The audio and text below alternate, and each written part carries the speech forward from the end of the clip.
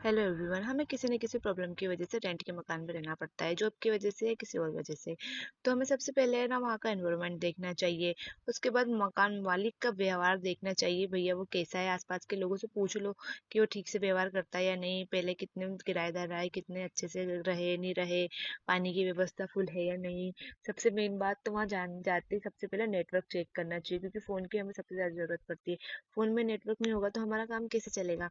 उसके बाद हमें देखना चाहिए वो रेंट कितना लेता है, हर 2-3 महीने में बढ़ा देता है या क्या करता है। क्योंकि हर इंसान का अपना एक बजट होता है, वो उसी के अनुसार रेंट से मकान ले सकता है।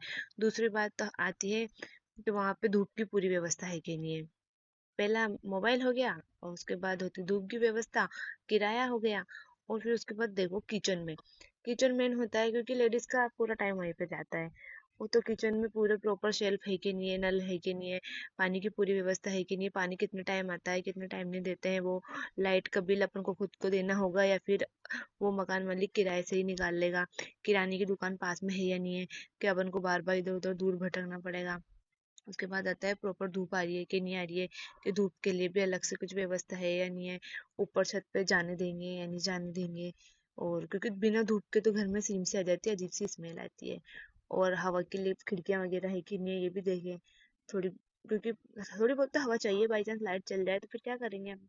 और उसके बाद ना नेटवर्क सबसे बड़ी जरूरी है, क्योंकि बिना नेटवर्क के तो जो हम वहाँ पे पहले पहले रहते थे ना, वहाँ पे नेटवर्क फुल आते थे। अभी हमने जब चेंज किया ना, तो यहाँ पे नेटवर्क की बहुत प्रॉब्लम है। बेडरूम में बिल्कुल भी नेटवर्क नहीं आते हैं, हमें ना आगे जाना पड़ता है हॉल में, जब जाके हमारे नेटवर्क आते हैं, नहीं तो पीछे तो बिल्कुल भी नेटवर्क नहीं आते हैं। किचन को अच्छे से देख लें, और फिर लेट बाथ को भी चेक करें, भाई पानी की प्रॉब्लम है नहीं है, लीकेज है या नहीं है। पहले से उनसे बोल दो कि भाई चेंज करवा दो आप, या फिर हम खुद ही करवा लें।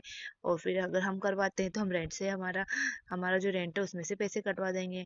जो भी हो पूरी बात क्लियर कर लें, क्योंकि फिर बाद में मकान मालिक भी आनाकानी करने लग जाते हैं। अभी हम जहाँ पे रहते हैं ना वो अच्छे हैं आंटी जी, कोई दिक्कत नहीं है उनको, बच्चों को भी संभाल लेते हैं वो कुछ रहते हैं ना, वो चिड़चिड़े से रहते हैं। बाकी जब भी रेंट से लो ना तो बहुत सोच समझ के मकान लो।